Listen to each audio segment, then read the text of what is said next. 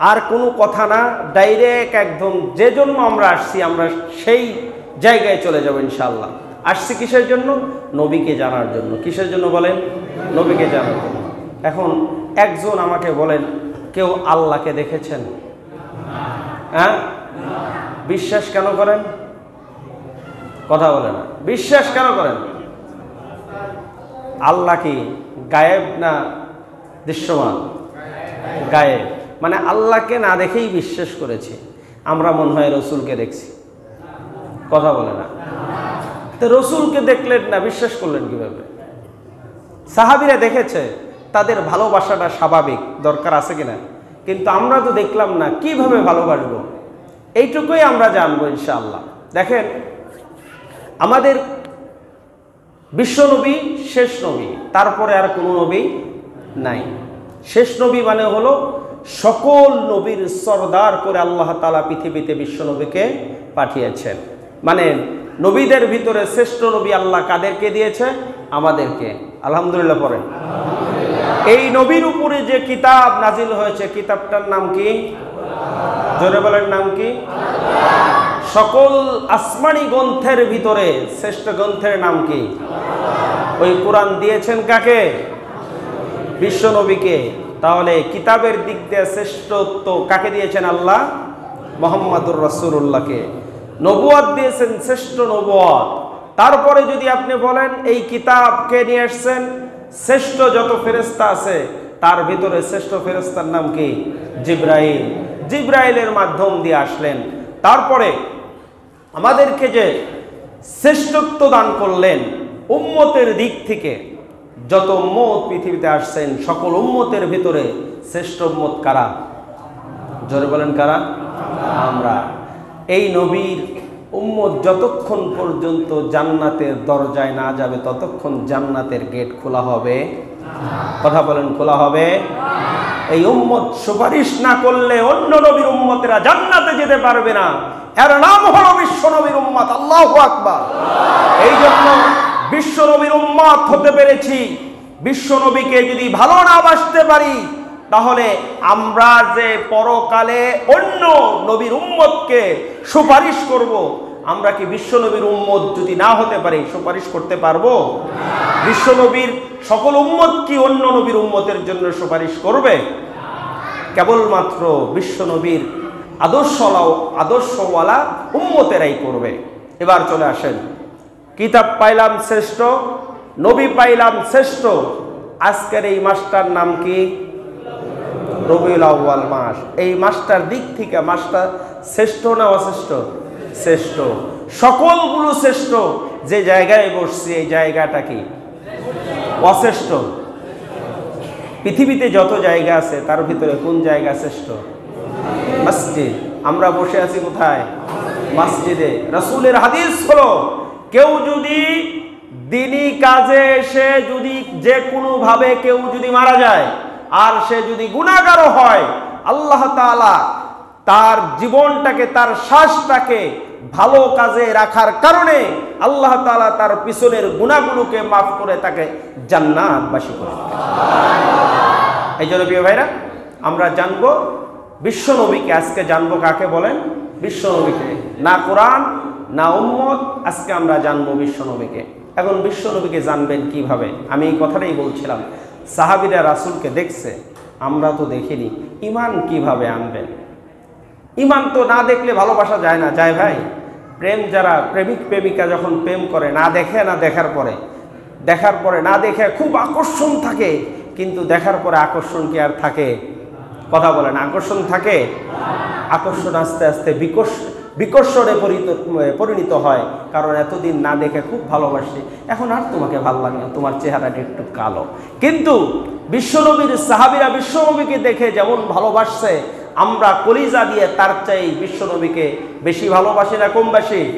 বেশি ভালোবাসি। একটা সাহাবীর একটা হাদিস শোনাবো। বিশ্বনবীর সাহাবী হযরত আবু হুরায়রা রাদিয়াল্লাহু তাআলা আনহু বিশ্বনবী সাহাবীদের সামনে মিম্বারে বসে ওয়াজ করেছেন, সাহাবীরা তোমরা আমাকে কারা বেশি ভালোবাসো? সকলেই বললেন, ইয়া রাসূলুল্লাহ জীবনের চাইতে বেশি আপনাকে আমরা ভালোবাসি। আল্লাহু আকবার।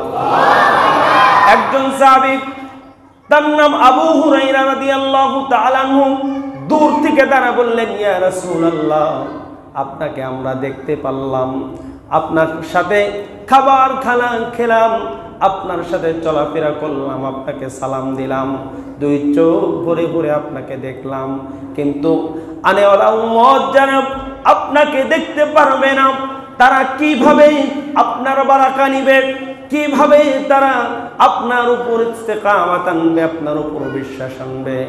আল্লাহর নবী বললেন, আবু হুরায়রা, তুমি তোমার ভাইদেরকে এত ভালোবাসো বলে? ইয়া রাসূলুল্লাহ, আমার মনে প্রশ্ন জেগেছে, যারা দেখতে পারবে না তারা আপনাকে ভালোবাসবে, আবার তারা আপনার সাথে খাবার খেতে পারবে না, আপনাকে ভালোবাসবে কিভাবে?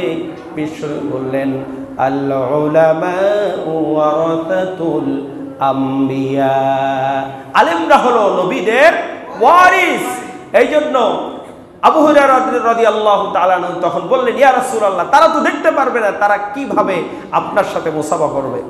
বিশ্বনবী বললেন, আবু হুরায়রা, তারা যদি হক্কানি একজন আলেমের সাথে যদি মুসাফা করেন, আমি রাসূলের সাথে মুসাফা করার সওয়াব পেয়ে যাবে। আল্লাহু আকবার বলেন। তারা যদি হক্কানি আলেমের সাথে খাবার খায়, আমি রাসূলের সাথে তারা খাবার খাইলো। এইভাবে বলতে বলতে অনেক কথা বললেন। রাসূলুল্লাহ সাল্লাল্লাহু আলাইহি ওয়াসাল্লাম শেষ বললেন, যদি কোনো বান্দা একজন আলেমকে কলিজা দিয়ে মহব্বত করে যদি তার সাথে রাস্তায় হাঁটে, সে যেন আমি রাসূলুল্লাহর পিছে রাস্তার মধ্যে হাঁটলো। আল্লাহু আকবার। এই জন্য আজকাল সমাজে আলেম যার রয়েছে, আলেমের তো অভাব নাই, আলেমের ভিতরও জালেম আছে না নাই? আলেম খালি হলেই আমার মতন এরকম একটা পাগড়ি, এরকম একটা জুব্বা পরে একদম এমন ফতুয়া আর এমন কোরআন তেলাওয়াত তাদের, যাদের কথা শুনলেই সমাজের ভিতরে বিভ্রান্ত বাড়ছে, যাদের কথা শুনলে সমাজের মধ্যে বিভিন্ন ঝগড়া ফিতনা ফাসাদ তৈরি হচ্ছে, এমন আলেমের কথা রাসূলুল্লাহ বলেননি। রাসূলুল্লাহ বলেছেন, ওই আলেমকে ভালোবাসো যে আলেমের ভিতরে পূর্ণাঙ্গ রাসূলের ইত্তেবা রয়েছে। কথা বলেন ঠিক কিনা? এই জন্য প্রিয় ভাইরা, আলেমদেরকে ভালোবাসার দরকার আছে না নাই? আছে না নাই? আছে। এবার চলে আসেন রাসূলুল্লাহর জীবন থেকে আমরা জানব। আবার রাসূল ছোট্ট জীবন থেকে অত্যাধিক কমাইক ছিলেন। রাসূলুল্লাহর জীবনে যদি আমরা প্রথম থেকে কিছুটা শুনতে চাই, একটু সময় নিয়ে আপনাদেরকে ধৈর্য ধরে শুনতে হবে। রাসূলুল্লাহর জীবনের আগে না, জন্মের পর থেকে শুরু করব। জন্মের পরে রাসূলুল্লাহ যখন জন্ম নিলেন, রাসূলুল্লাহ জন্ম নেওয়ার পরে মা আমিনা রাসূলুল্লাহকে কোলে নিয়ে রাসূলুল্লাহর দাদার কাছে দিলেন। দেওয়ার পরে বললেন, আপনার নাতিকে আপনি নিয়ে যান। তদানীন্তন সময় নিয়ম ছিল, কেউ যদি জন্মগ্রহণ করত, কাবার চত্বরে যা তাকে সকলের সামনে পরিচয় করে দিত, অমুকের ছেলে অমুক, বিশ্বনবীর নাতিকে বিশ্বনবী পরিচয় করে দিচ্ছেন। আমার এতিম সন্তান আব্দুল্লাহর ছেলে সবে মাত্র জন্মগ্রহণ করেছে, আমি তার নাম রাখলাম মুহাম্মদ। কি নাম? মুহাম্মদ। আরবের লোকেরা যারা কাবার চত্বরে বসেছিলেন, তারা বললেন, এই মুহাম্মদ নামটা তো ইতিপূর্বে কোনোদিন আমরা শুনি নাই, এই নাম তুমি কোথায় পাইছো? ওই টাইমে আব্দুল মুত্তালিব কিন্তু জানতো না মুহাম্মদ নামের অর্থ কি। কিন্তু আবু তালেব, ওই আব্দুল মুত্তালিব ওই টাইমে বলেছিলেন, আমার মনে হয় আমার নাতির যে নাম আমি রাখলাম, এই নামের বরকতে আমার নাতি জলস্থলে, সমুদ্রের, মানুষের কলবে, হৃদয় স্পিন্দের মধ্যে সকল জায়গায় আমার এই নাতি মোহাম্মদ, আমার এই নাতি সকলের ভালোবাসায় সিক্ত হয়ে যাবে। চিল্লা বলেন আল্লাহু আকবার। এই জন্য মোহাম্মদ শব্দের অর্থ কি? প্রশংসিত। মোহাম্মদ শব্দের অর্থ কি? প্রশংসিত। বিশ্বনবীর আরেকটা নাম আছে, নাম কি? আহমদ। নাম কি? আহমদ। আহমদ শব্দের অর্থ কি? যে অধিক প্রশংসাকারী, মানে যে অত্যাধিক বেশি প্রশংসা করে, তার নাম হলো আহমদ। বিশ্বনবীর আরেকটা নাম হচ্ছে আল মাহি, নাম কি? আল মাহি আল্লাযী, আল মাহি আল্লাযী লা ইউরাদ্দু আলা, আল্লাযী লা ইউরাদ্দু আনিল কুফর। এবং শব্দটা এমন যে বিশ্বনবী বলেন আমার একটা নাম হলো মাহি, আমাকে আল্লাহ তাআলা পৃথিবীতে পাঠিয়েছেন পৃথিবীর থেকে সকল প্রকার কুফরকে বিতাড়িত করার জন্য। আল্লাহ তাআলা আমাকে পৃথিবীতে পাঠিয়েছেন। আল্লাহু আকবার। বিশ্বনবীর আরেকটা নাম হলো হাশর। বিশ্বনবী বলেন আল্লাযী লা ইহশারুন নাস আলা কদামি। বিশ্বনবী বললেন আমি যতক্ষণ পর্যন্ত হাশরের ময়দানে পা না রাখবো ততক্ষণ পর্যন্ত হাশরের ময়দান শুরু হবে, কথা বলেন হবে না। তারপরে বললেন কি? ওয়ানাল মাহি। বিশ্বনবী বললেন ওয়ানাল মাহি আল্লাযী লা নাবিয়্যা বাদি। আমি শেষ নবী, আমার পরে আর কোনো নবী, আমার পরে আর কোনো নবী নাই বা আসবে না। বিশ্বনবী সাল্লাল্লাহু আলাইহি ওয়াসাল্লামের নাম রাখলেন দাদা আব্দুল মুত্তালিব। নাম রাখার পরে বিশ্বনবী আস্তে আস্তে বড় হচ্ছেন। কি হচ্ছেন? বড় হচ্ছেন। বড় হতে গেলেন হলো মা হালিমার কাছে। ওদিকে বাদ দেব, এগুলো বলতে গেলে তো অনেক সময় চলে যাবে, কিন্তু সংক্ষেপ করে করে যতটুকু বলার আমি ততটুকু বলবো।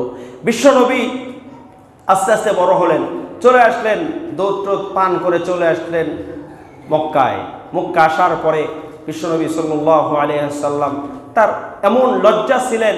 বিশ্বনবী সাল্লাল্লাহু আলাইহি ওয়াসাল্লাম যখন কাফেররা কাবা শরীফ নির্মাণে যখন পাথর বহাচ্ছিলেন, বিশ্বনবীর পরন থেকে লুঙ্গিটা খুলে যাচ্ছিলেন, মানে লুঙ্গি বারবার ধরে ওই পাথর টানা কষ্ট। বিশ্বনবীর চাচা বললেন এটা খুলে ফেলাও, তুমি তো ছোট মানুষ। বললেন না। যখন খুলে দিয়েছেন টান মেরে বিশ্বনবী অজ্ঞান হয়ে পড়ে গেছে। আল্লাহু আকবার বলেন। আর এখনকার দিনের যুবকেরা নতুন প্যান্টটাকে মানে এই কি করে এরকম করে কাইটা কাইটা একদম সিরা ফাটা প্যান্ট পরে বলছে হুজুর এটার দাম 2400। কথা বুঝেন? মানে নতুন একটা প্যান্টকে সিরা টাইনা ফাইরা বলছে হুজুর এটা হলো নিউ স্টাইল, এটা হলো দাম সবচেয়ে বেশি, এটা খুব ভালো। মানে লজ্জা শরম যুবকদের কাছ থেকে আস্তে আস্তে কি চলে যাচ্ছে। আর এই যুবকদের লজ্জা চলে যাওয়ার কারণ হলো আজকের যুবকেরা রাসূলুল্লাহর আদর্শ তাদের ভিতরে নাই, তারা রাসূলুল্লাহকে জানছে না। যদি যুবকরা রাসূলুল্লাহকে জানতেন একটা যুবকের চরিত্র নষ্ট হতো, কথা বলেন নষ্ট হতো না। আমাদেরকে রাসূলুল্লাহ জীবনী আমাদের বেশি বেশি শোনা এবং বেশি বেশি পড়া দরকার আছে না নাই? আছে। এবার চলে আসেন বিশ্বনবী সাল্লাল্লাহু আলাইহি ওয়াসাল্লাম তার জীবনে বন্ধুত্বের সম্পর্কটা কেমন ছিলেন যদি আমরা একটু জানি তাহলে দেখবেন মনটা ভরে যাবে। বিশ্বনবী নবুয়ত পাওয়ার আগেই বিশ্বনবীর একজন বন্ধু ছিলেন, তার নাম হলো আবু বকর সিদ্দিক রাদিয়াল্লাহু তাআলা আনহু। হযরত আবু বকর সিদ্দিক রাদিয়াল্লাহু তাআলা আনহু জীবনে কোনোদিন পূজা করেননি, কোনো মূর্তির পূজা করেননি, কোনো মূর্তির ইবাদত করেননি। বিশ্বনবী যখন বলছেন আমি নবী হিসেবে আসছি, বললেন আলহামদুলিল্লাহ আমি গ্রহণ করলাম। তারপরে যখন মিরাজ থেকে বিশ্বনবী যখন আসলেন বললেন আমি কিন্তু আজকে মিরাজে গিয়েছিলাম। বিশ্বনবী এই কথা বলার সাথে সাথে আবু বকর বললেন ইয়া রাসূলুল্লাহ আপনি যা বলেছেন এটা চিরন্তন সত্যের মধ্যে কোনো সন্দেহ নাই। বিশ্বনবী যখন যে উদ্দেশ্য বলেন, বিশ্বনবী যখন মক্কা থেকে মদিনায় যখন হিজরত করবেন, দেখেন বন্ধু কাকে বলে, ভালোবাসা কাকে বলে। বিশ্বনবী যখন মক্কা থেকে মদিনায় যখন হিজরত করবেন, ঘর থেকে বের হলেন, আর হওয়ার পরে সরাসরি আবু বকরের দরজায় কড়া নাড়লেন। আবু বকরকে যখন নক দেওয়ার সঙ্গে সঙ্গে দরজাটা খুলে দিলেন। বিশ্বনবী বললেন আবু বকর তুমি কি ঘুমাওনি? বিশ্বনবীর এই কথায় আবু বকর বললেন ইয়া রাসূলুল্লাহ যেই দিন আপনি বলেছেন আপনার হিজরতের সাথে আমি হব, আল্লাহর কসম করে বলছি ওই দিন থেকে রাত্রিবেলা আমি আবু বকরের চোখে কোনো ঘুম নাই। আল্লাহু আকবার। হযরত আবু বকর রাদিয়াল্লাহু তাআলা আনহুকে নিয়ে বিশ্বনবী চললেন মরুপ্রান্ত ধরে। চলতে চলতে একবার হযরত আবু বকর বিশ্বনবীর সামনে যায়, একবার পিছনে আসে, একবার ডানে যায়, একবার বামে যায়।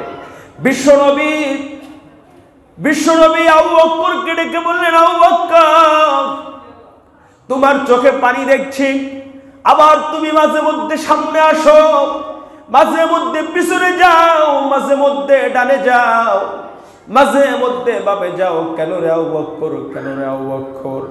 বলছেন, ইয়া রাসূলুল্লাহ, আল্লাহর শপথ করে বলি, আমার দুনিয়ার কোনো জাগতিক কারো কোনো ভালোবাসা নাই, কারো জন্য কান্না নাই, একমাত্র চোখের পানি, একবার সামনে যায়, একবার পিছনে যায়। যদি দূর থেকে কোনো কাফের যদি আপনার দিকে তীর মারে, আপনার শরীরের মধ্যে যদি তীর বিদ্ধ হয়ে যায়, কাল কিয়ামতের দিন আমি আবু বকর কোনো জবাব দিতে পারবো না। আল্লাহু আকবার। বিশ্বনবীর ভালোবাসায় আবু বকরের জীবন উৎসর্গ করে দিয়েছেন। বিশ্বনবীকে নিয়ে যখন চলে গেলেন, আপনারা জানেন পাহাড়ের মধ্যে, বিশ্বনবী পাহাড়ের মধ্যে লুকালেন, কাফেররা পাহাড়ের চতুর্দিক দিয়ে ঘুরলেন। এমন সময় বিশ্বনবী আর আবু বকর এক গর্তের গুহার মধ্যে ছিলেন। এবার হঠাৎ করে আবু বকর বিশ্বনবীকে বললেন, ইয়া রাসূলুল্লাহ, মনে হয় আমরা ধরা পড়ে গেলাম কাফেরদের হাতে। এবার আল্লাহ তাআলা কোরআনের মধ্যে আয়াত নাযিল করে দিলেন যে, আবু বকর, তুমি কোনো চিন্তা করো না, তোমার কোনো ভয় নাই, তোমার কোনো চিন্তা নাই। এই মুহূর্তে শুধু তুমি আবু বকর আর আমি নবী না, আমাদের সাথে আরেকজন আছে, তার নাম কি? জোরে বলেন, নাম কি? হযরত আবু বকর গর্তের মধ্যে শুয়ে থাকতে থাকতে হঠাৎ করে আবু বকরকে নবী বললেন, আবু বকর, আমার চোখের মধ্যে একটু নিদ্রা আসছে, যদি আমাকে শোয়ার জন্য ব্যবস্থা করে দাও, ক্লান্ত শান্ত হয়ে গিয়েছি। আবু বকর বললেন, ইয়া রাসূলুল্লাহ, আমার পায়ের উপর আপনি মাথা দেন, মাথা দিয়ে ঘুমিয়ে যান। হযরত আবু বকরের পায়ের উরুর উপর বিশ্বনবী মাথা দিয়ে ঘুমালেন। কিন্তু আবু বকর বসে না থেকে ওই গুহার ভিতরে যতগুলো ছিদ্র ছিল, ছিদ্রগুলো বন্ধ করতে গিয়ে একটা ছিদ্র আর বন্ধ হয় না।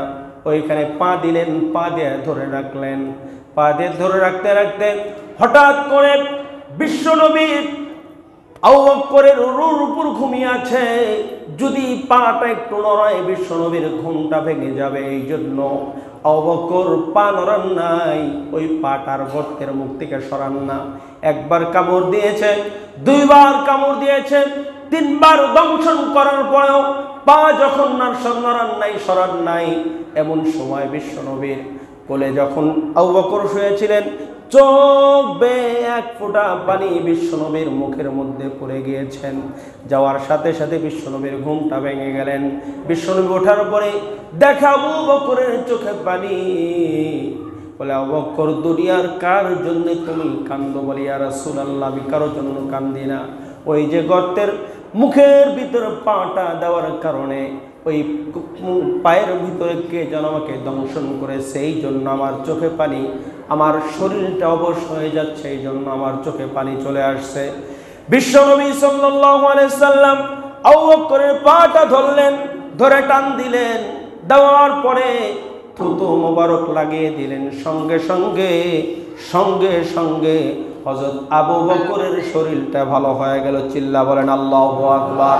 প্রিয় ভাইরা, যে কথা বলছিলাম, বন্ধুর জন্য বন্ধু যে সুন্দর আচরণ করেছে, যে আচরণটা করেছে, পৃথিবীর কোন মানুষ এমন আচরণ আজ পর্যন্ত বন্ধু হয় বন্ধুর জন্য দেখাতে পারে নাই। ঠিক কিনা বলেন? এই জন্য রাসূলুল্লাহকে ভালোবাসার দরকার আছে না নাই? আছে। রাসূলুল্লাহকে ভালোবাসলে ঈমান বাড়ে না কমে? রাসূলুল্লাহকে ভালোবাসলে ঈমান বাড়ে।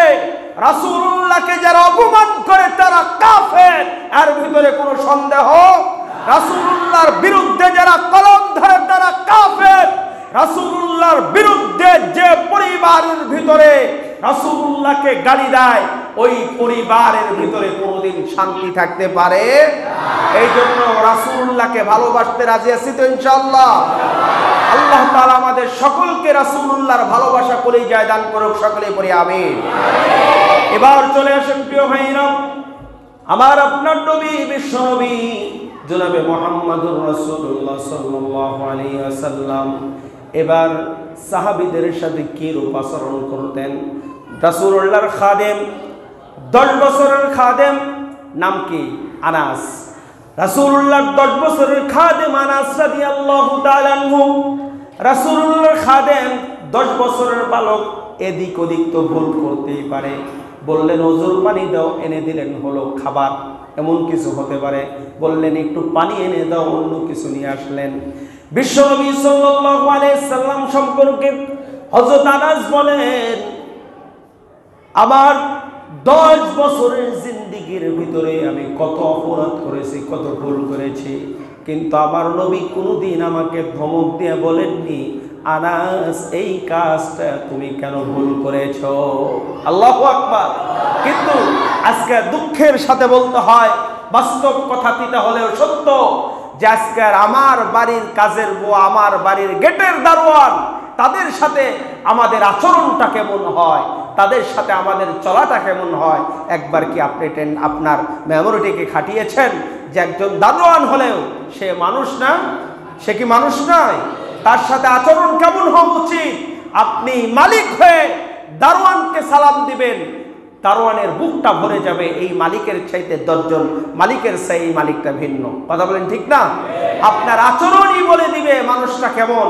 এই জন্য আমাদের আচরণ, আমাদের ব্যবহার সুন্দর করার দরকার আছে না নাই? রাসূলুল্লাহ কি শিক্ষা দিয়েছেন? সে যদি একজন যদি ভিক্ষুক হয়, এক হাদিসের মধ্যে আসছে রাসূলুল্লাহ সাল্লাল্লাহু আলাইহি সাল্লামের কাছে এক ভিক্ষুক এসে রাসূলের চাদর ধরে টান মারছে। টান মারার পরে রাসূলুল্লাহ এই গলার ভিতরে দাগ বসে গেছে।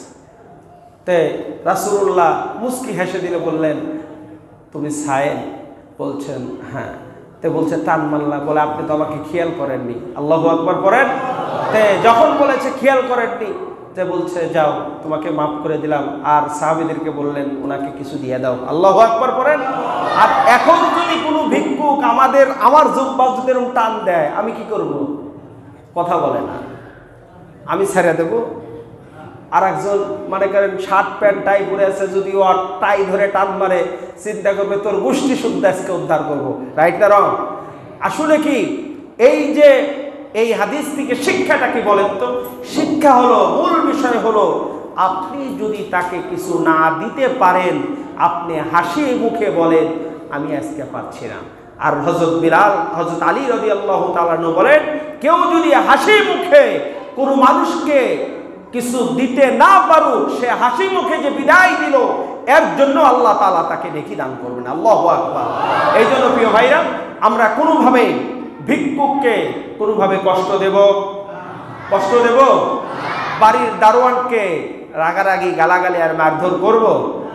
আর একটা বিষয় না বললেই নয়, এদিকে কেরম আমি জানি না, আমাদের রাজশাহী অঞ্চলের কথা বলছি, যারা কাজের বুয়া, তাদের অবস্থা তো করুন।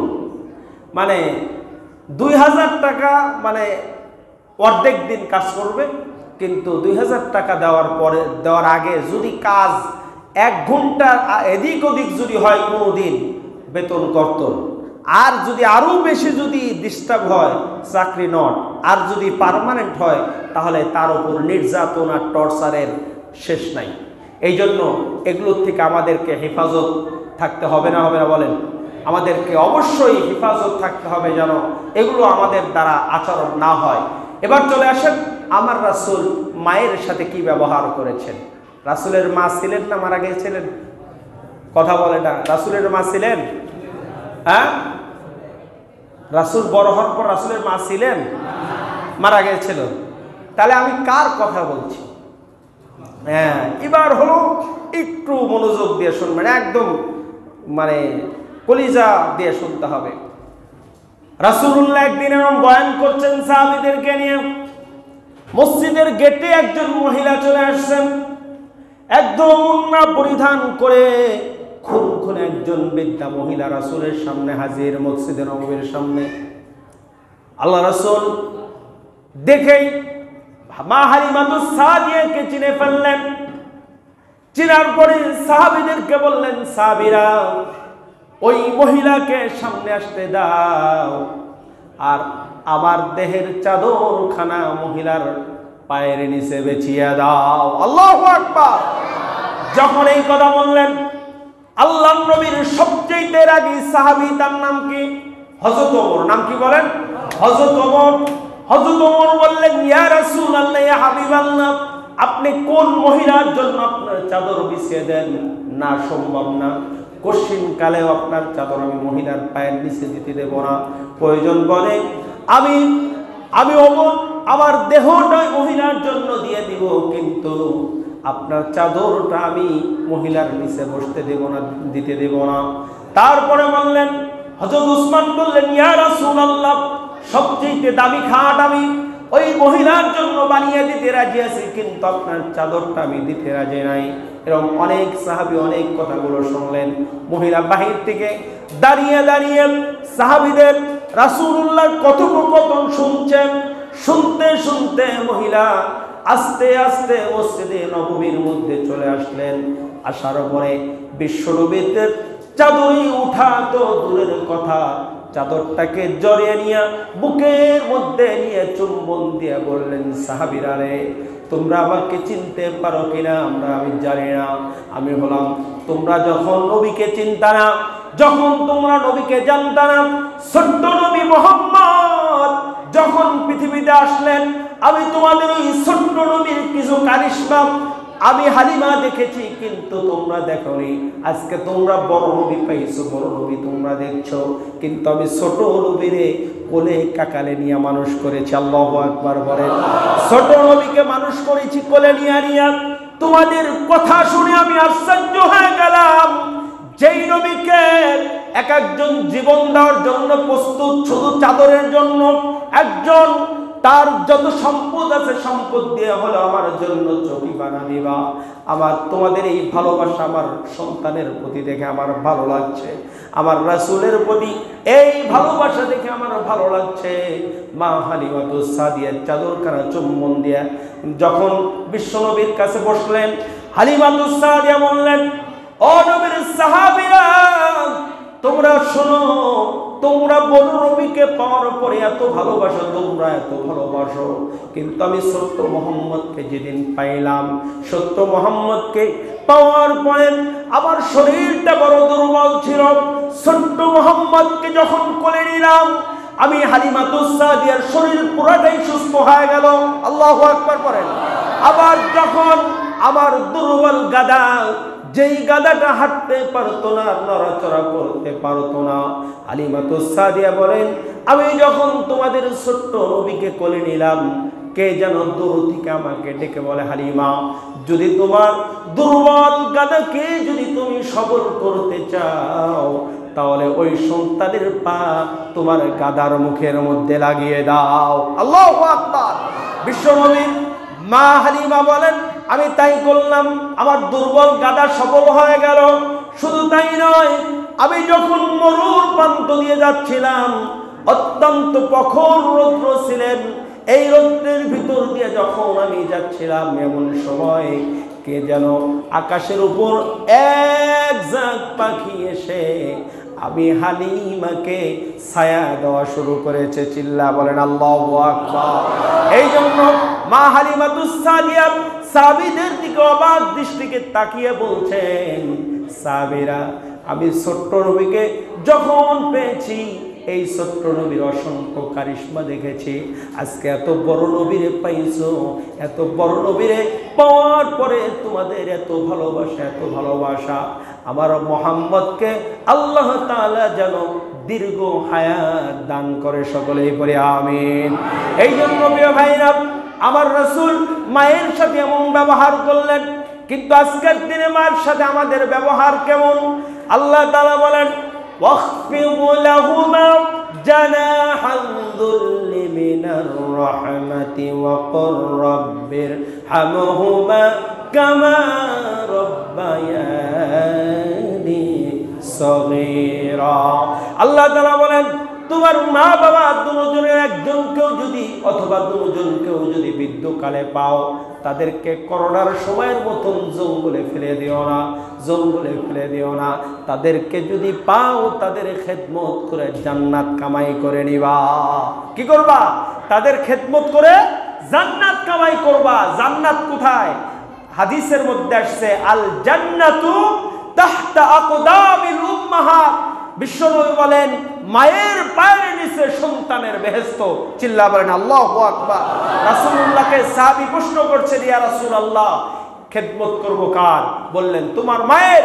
খেদমত করব কার? বললেন উম্মুকা। আবার বললেন খেদমত করব কার?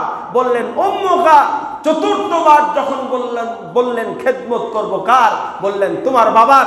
এবার বসো, আর কোনো প্রশ্ন করা যাবে না। আল্লাহু আকবার বলেন। মায়ের গুণ কত বাড়িয়ে দিলেন রাসূলুল্লাহ? কত বলেন? 3 বার বাড়িয়ে দিলেন। ওই মায়ের খেদমত করতে রাজি আছি তো যুবক? রাজি আছি তো ইনশাআল্লাহ? মায়ের খেদমত করলে জীবনে কোনোদিন অভাব আসবে? কথা বলেন, অভাব আসবে? মায়ের খেদমত করে জান্নাত পেয়েছে আল্লাহর নবীর সাহাবী ওয়াইস আল কুরনি রাদিয়াল্লাহু তাআলা আনহু। নাম কি বলেন? ওয়াইস কুরনি রাদিয়াল্লাহু তাআলা আনহু। এই ওয়াইস কুরনি রাসূলুল্লাহকে চিঠি লিখেছেন, ইয়া রাসূলুল্লাহ, আমার খুব মনে চায় যে আমি আপনাকে দেখব। তে বললেন তোমার মা বেঁচে আছে? বললেন হ্যাঁ, আমার মা বেঁচে আছে। বললেন তাহলে তুমি তোমার মায়ের খেদমত করো। সুবহানাল্লাহ পড়েন। আমি রাসূলকে দেখতে আসতে হবে না, তোমার মায়ের খেদমত করো। এই জন্য প্রিয় ভাইরা, আমাদের মায়ের খেদমত অত্যন্ত জরুরি। এই ঢাকা শহরে আমি জানি, আমি অনেক আগেই লেখাপড়া করেছি এখানে। তো ঢাকা শহরে মানুষের মায়ের প্রতি ভালোবাসা একটু কম। একই ফ্ল্যাট, একই জায়গায় বড় হয়, সন্তান বিশেষ ক্যাডার হয়, সন্তান থাকে 10 তলায়, আর মা যে ওই টিন সেট ঘরের ভিতরে পানি পড়ে বৃষ্টি আসলে ওই ঘরের মধ্যে আজও আছে। এমন চিত্র ঢাকা শহরে আছে না নাই? হ্যাঁ, তাহলে ওই সন্তান দিয়ে কি লাভ হবে? জন্ম দিয়ে কি লাভ হয়েছে? যে সন্তান মাকে দেখে না, যেই সন্তান মায়ের খেদমত করলো না, ওই সন্তানকে বিসিএস করা কি করবেন? ওই সন্তানকে আরো মানে কি বলে, এই যে যাই হোক যেগুলো আছে ধরেন, এগুলো করে কি করবেন বাংলার জগতে? যদি আপনার সন্তান আপনার খেদমত না করতে পারে, আমি একটা কথা বলি যে আপনি যা করবেন তার প্রতিফল আপনার জন্য অপেক্ষা করছে না? করছে না? আপনি যদি আপনার মাকে লাথি দেন, মনে রাখবেন আপনার সন্তান শুধু লাথি না, লাথির সাথে লাঠি দিয়ে ঠ্যাঙ্গা ঠ্যাঙ্গা আপনাকে ঘর থেকে বের করবে। এই জন্য মায়ের খেদমত দরকার আছে না নাই? মায়ের খেদমত করবো তো ইনশাআল্লাহ। এবার হলো জরুরি কথা। এই যা কয়েক মিনিট সময় দিছে হুজুর, 10টার সময় ছাড়বো, কোনো কথা হবে না। যাই হোক, আমি 5 মিনিটে ছেড়ে দেবো। তে আর একটা বিষয় খুব জরুরি, রাসূলুল্লাহ স্ত্রীদের সাথে কি আচরণ করতেন?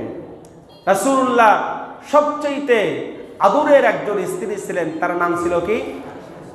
মা আয়েশা। তা রাসূলুল্লাহ সাল্লাল্লাহু আলাইহি ওয়াসাল্লাম আয়েশা রাদিয়াল্লাহু তাআলা আনহাকে ভালোবেসে ডাকতেন হুমায়রা। কি বলে ডাকতেন? হুমায়রা। মাইশাতুল হুমায়রা রাদিয়াল্লাহু তাআলা আনহা, রাসূলুল্লাহর সাথে তাদের কি মহব্বত ছিলেন। রাসূলুল্লাহ সাল্লাল্লাহু আলাইহি ওয়াসাল্লাম মানে মাইশাতুল হুমায়রা যে গ্লাসে পানি পান করতেন, যেই জায়গায় মুখ লাগাতেন, ওই জায়গায় মুখ লাগিয়ে রাসূলুল্লাহ পানি পান করতেন। আল্লাহু আকবার বলেন। আর আমরা রাসূলুল্লাহ সাল্লাল্লাহু আলাইহি ওয়াসাল্লাম বলেন যে জিহাদের ময়দান থেকে আসছেন, আয়েশা দেখে তরকারি কাটা হয়নি, রাসূলুল্লাহ জিহাদের তরবারি দিয়ে রাসূলুল্লাহ তরকারি কেটে বিবিদেরকে সহযোগিতা করেছে। আল্লাহু আকবার বলেন। এটা হলো আমার রাসূল, গোটা বিশ্বের মডেল। আজকের যুবকেরা নেইমার, মেসি, বিভিন্ন দেশের বিভিন্ন স্টারদেরকে আইডল মানে, আমি বলি একজন মুসলমানের জন্য, একজন মুসলমান যুবকের জন্য বিশ্ব নবীর চাইতে দামি আইডল আর কেউ হতে পারে? হতে পারে? আমার রাসূল ছিলেন সকল জায়গায়, সকল শ্রেণীর পেশার মানুষের জন্য আমার রাসূল ছিলেন আদর্শ। এই জন্য যুবক, তোমার যদি স্টাইল করতে মন চায়, আমি বলি তোমার দাড়িটা রাখো, চুলটাকে লম্বা করে দাও। 100 পুরুষ যদি দাঁড়ায়, দাড়ি লম্বা আর চুল লম্বা পুরুষ যদি দাঁড়ায়, ওই চুল লম্বা আর দাড়ি লম্বা পুরুষের দিকে চোখ বেশি যাবে না কম যাবে? তাহলে রাসূলুল্লাহর একটা সুন্নত হলো দাড়ি, আর একটা সুন্নত হলো বাবরি চুল। রাসূলুল্লাহ 3 কাটিংয়ে চুল রাখতেন, আমরা এগুলো ভুলে গেছি। এখন হলো ওই ভারতের বিরাট কোহলি দাড়ি রাখে, এই দিক দিয়ে কাইটা উঠে এই জায়গায় একটু ইয়াংরা চিন্তা করতেছে বিরাট কোহলির দাড়িটা ভালোই লাগে। আপনি যদি বিরাট কোহলির অনুকরণ করে দাড়ি রাখেন, মনে রাখবেন আপনি দাড়ির সাথে আপনি বেঈমানি করছেন, দাড়িওয়ালাকে আপনি অস্বীকার করছেন।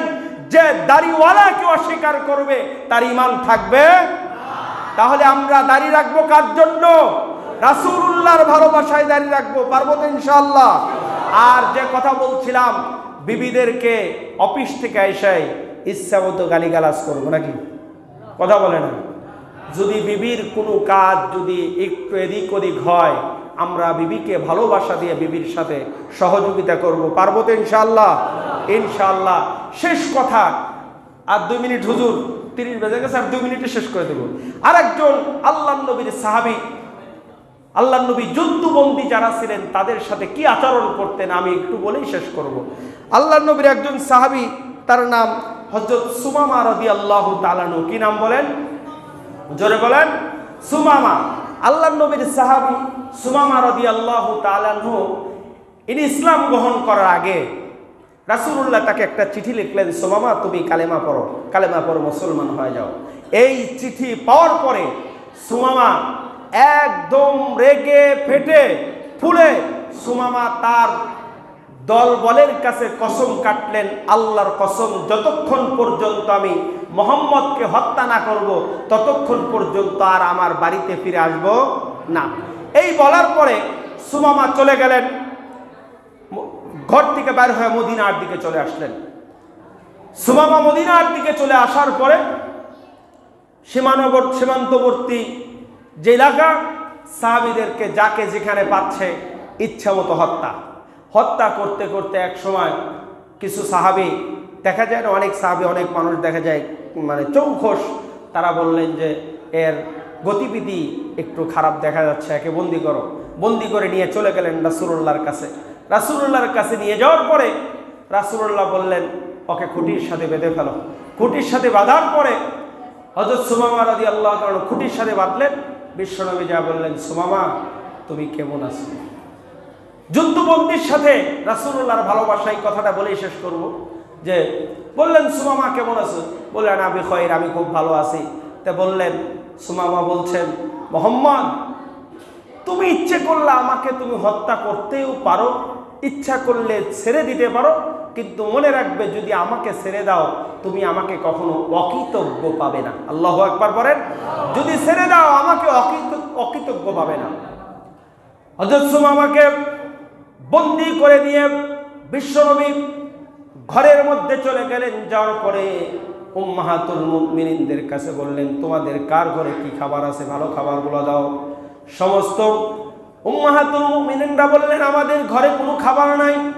বিশ্বনবী নিজ হাতে উটের দুধ দহন করলেন। দহন করার পরে সাহাবীদেরকে বললেন, ও সাহাবীরা, এই দুধখানা তুমি সুমামার হাতে দিয়ে আসো, সুমামাকে খাবার দাও। হযরত সুমামা এখন ইসলাম গ্রহণ করেননি। সুমামা দুধ পান করার পরে, দুধ দেখার পরে চমকে উঠেছে। তদানীন্তন সময়ে যদি কোনো মানুষের ফাঁসির আদেশ হতো, যদি মৃত্যুদণ্ড হতো, তাহলে তাকে সবচেয়ে দামি খাবার দুধ পান করানো হতো। সুমামা নিশ্চিত ধরে নিয়েছে মুহাম্মদ আমাকে হত্যা করে ফেলবে, এর মধ্যে কোনো সন্দেহ নাই। একদিন খাওয়ালেন, দ্বিতীয় দিন দুধ পান করালেন। সুমামা আরো বেশি ভয় পেয়ে গেলেন, মনে হয় মৃত্যু আরো কাছে চলে আসলেন। তৃতীয় দিন যখন দুধ পান করালেন, দুধ পান করানোর পরে আল্লাহর রাসূল সাহাবীদেরকে বললেন, সাহাবীরা সুমামাকে তোমরা ছেড়ে দাও। এর ভিতরে সুমামাকে রাসূলুল্লাহ কয়েকবার দাওয়াত দিয়েছেন, বলেছেন, সুমামা ইসলাম গ্রহণ করো, তুমি শান্তি পাবা। যখন এই কথা বলেছেন, সুমামাকে হাতটা বেঁধে দিতে বলেছেন। সাহাবীরা বললেন, কয়েকদিন আগেই কয়েকজন সাহাবীকে দুনিয়ার থেকে বিদায় করে দিয়েছে, হত্যা করে ফেলেছে। মনে হয় আরো কত সাহাবীকেই শত্রু হত্যা করে ফেলবে। সাহাবীরা তার গতিবিধি লক্ষ্য করলেন, দেখলেন মদিনার মসজিদ থেকে সুমামা তার বাড়ির দিকে না গিয়ে মদিনার একটা খেজুর বাগানের মধ্যে ঢুকলেন। খেজুর বাগানের মধ্যে ঢোকার পরে সুমামা গোসল করলেন। গোসল করার পরে বিশ্বনবীর সামনে এসে দাঁড়িয়ে বললেন, আশহাদু, করেন, আশহাদু আল্লা ইলাহা ইল্লাল্লাহ ওয়া আশহাদু আন্না মুহাম্মাদান আবদুহু ওয়া রাসূলুহু। এবার সুমামা বললেন, ইয়া রাসূলুল্লাহ, আজ থেকে কিছুক্ষণ পূর্বে এই মদিনার চাইতে সবচাইতে ঘৃণিত জায়গা পৃথিবীতে আমার কাছে আর কিছুই ছিল না। আপনার চাইতে সবচাইতে ঘৃণার পাত্র কোনো মানুষ আমার কাছে ছিল না। কিন্তু ইসলামের চাইতে জঘন্য কোনো ধর্ম আমার কাছে ছিল না। কিন্তু এই মুহূর্তে কানালান, এই মুহূর্ত থেকে ইসলামের চাইতে দামি কোনো ধর্ম আমার কাছে নাই। আল্লাহু আকবার। তারপরে বললেন, আপনার মদিনার চাইতে দামি কোনো দেশ আমার কাছে নাই। তারপরে বললেন, আপনার চাইতে উত্তম মানুষ পৃথিবীতে আর কেউ নাই। আল্লাহু আকবার। যখন বিশ্বনবী সাল্লাল্লাহু আলাইহি সাল্লাম সুমামাকে বললেন, সুমামা, তোমাকে তো আমি 3 বার কালেমার দাওয়াত দিলাম, কেন তুমি ইসলাম গ্রহণ করলে না?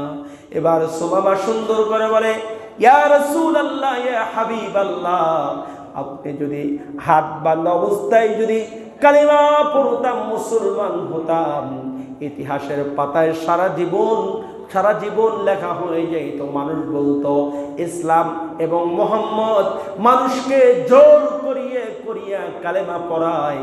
আপনি যখন আমাকে মুক্ত করে দিলেন, আমি মুক্ত অবস্থায় কালেমা পড়েছি। কিয়ামত পর্যন্ত জানি মানুষ জানে ইসলাম কোনোদিন জবরদস্তি করে মানুষকে কালেমা পড়ায় না। আল্লাহু আকবার। এই জন্য প্রিয় ভাইরা, আজকে ইসলাম আমাদের সামনে আছে। ইসলামের কথাগুলো যদি আমাদের দিলের মধ্যে যদি লাগাতে পারি, আমাদের জীবনে সেটিং আর ফিটিং দিতে পারি, তাহলে এই টুডে ওয়ার টুমরো আমাদেরকে দেখতে মনে হবে আমরা অসামাজিক। কিন্তু ওই পরকালে আল্লাহ তাআলার দরবারে যেই দিন জান্নাতের মাকাম আমরা পাবো, ওই দিন হব আমরা ধন্য। আর যারা অহংকার বাহাদুরি করে, কোরআনের সাথে বেঈমানি করে, আলেমদের বিরুদ্ধে কথা বলে, রাসূলুল্লাহর বিরুদ্ধে কথা বলে, কোরআনের বিরুদ্ধে কথা বলে, আজকে যারা বাংলার জমিনে তারা মানুষের সামনে ফোকাসিং হতে চায়, ভাইরাল হতে চায়, তারা এক সময় এই দুনিয়ার থেকে নাস্তানাবুদ হয়ে যাবে। কিন্তু যারা ইসলামের পক্ষে কথা বলবে, যারা কোরআনের পক্ষে কথা বলবে, যারা রাসূলের পক্ষে কথা বলবে, তারা যদি দুনিয়ার থেকেও চলে যায়, তাদের মর্যাদা বাড়িয়ে দিবে কে? কথা বলেন, কে? ওই রাসূলুল্লাহকে ভালোবাসতে প্রস্তুত আছি তো মুসলমান। জীবন যতদিন আছে ততদিন রাসূলকে ভালোবাসবো ইনশাআল্লাহ। 2 হাত তুলে আল্লাহকে দেখান। আল্লাহ তাআলা এই হাতকে কবুল করে, সকলে পড়ে আমিন। আল্লাহ তাআলা হাতকে কবুল করে, সকলেই পড়ে আমিন। জান্নাতের জন্য কবুল করে বলে আমিন। নাজাতের জন্য কবুল করে বলে আমিন। আল্লাহুম্মা আমিন। হাত নামান, আমি শেষ করে দিব। হাত দেখালাম কাকে? কথা বলেন, কাকে? শেষ কথা, যদি কেউ রাসূলুল্লাহর বিরুদ্ধে যায়, আমরা তার বিরুদ্ধে। কথা ঠিক কিনা? যদি কেউ দেশের বিরুদ্ধে যায়, আমরা তার বিরুদ্ধে। যদি কেউ কালিমার বিরুদ্ধে যায়, তার বিরুদ্ধে। যদি কেউ কোরআনের বিরুদ্ধে যায়, তার বিরুদ্ধে। যদি এটুকু আমরা করতে পারি, তবে আমার ঈমান আছে। আর যদি না করতে পারি, এরকম করে হাজারো মিলাদুন নবী মাহফিল করে লাভ আছে? নাই। এই জন্য রাসূলুল্লাহকে ভালোবাসবো, কোরআনকে ভালোবাসবো, আলেমদেরকে ভালোবাসবো। আল্লাহ তাআলা আমাদের সকলকে তৌফিক দান করুন। সকলেই পড়ি আমিন। আল্লাহুম্মা আমিন। আপনাদের একটু কষ্ট হয়ে গেছে, তাই না? আপনারা আমাদের জন্য দোয়া করবেন। আমি এই রাজশাহী থেকে এই সকালবেলা বাইর হয়ে ট্রেনে ঢুকঢুক করে উঠলাম, ভালো ট্রেনে, কিন্তু ট্রেন হয়ে গেল লোকাল। উঠলাম ইন্টারসিটি, হয়ে গেছে লোকাল। আমার কিছু করার নাই, ঢুকঢুক করে আসলো। আমার কষ্ট যাই হোক হয়েছে, আল্লাহ যে আপনাদের কাছে পৌঁছাইছে, আমি শুকরিয়া আদায় করি আলহামদুলিল্লাহ। শেষে আপনাদের কাছে দোয়া নিয়ে বিদায় নিচ্ছি। আল্লাহ